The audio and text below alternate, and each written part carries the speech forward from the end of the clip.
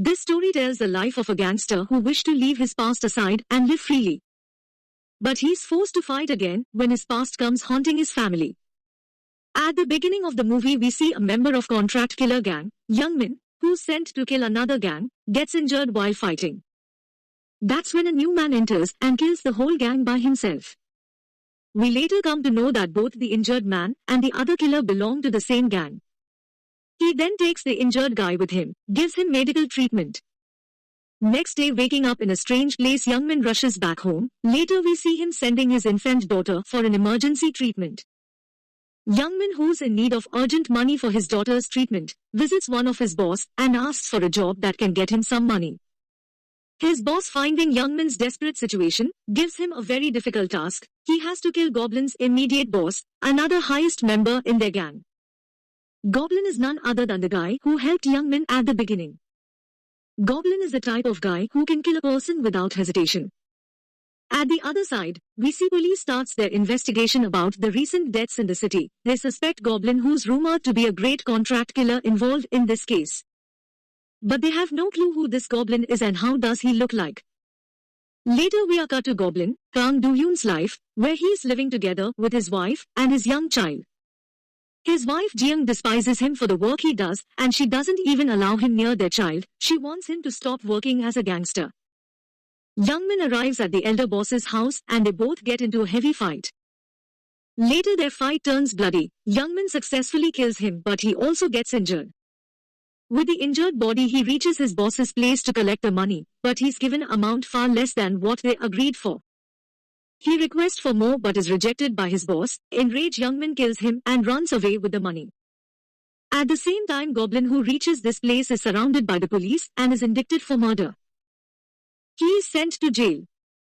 His wife now wants to take their child far away from this life, and she wants to sever every connection with Do-yoon. After Goblin's arrest, Young Min starts feeling guilty, but using the name Goblin, he takes on every member in the gang and becomes their boss. A new problem starts for the police officials who's relieved after arresting Goblin.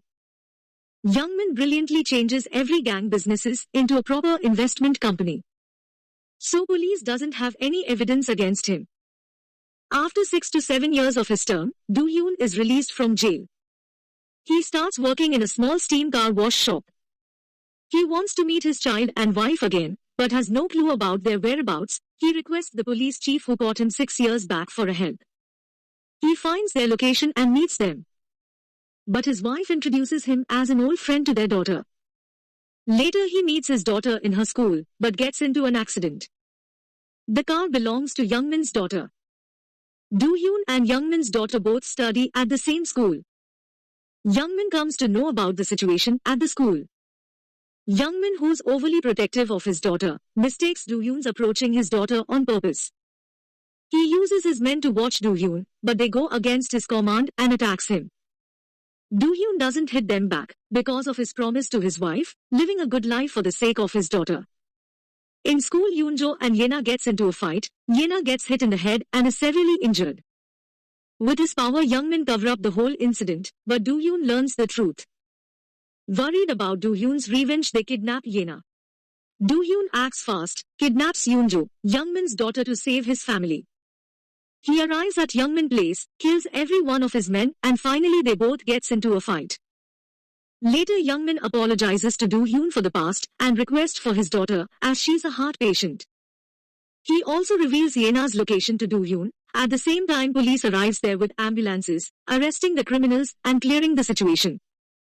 At the end, we see Do-yoon, who's heavily injured, getting unconscious. Thank you for watching. Subscribe to BK Films. See you later with another such content.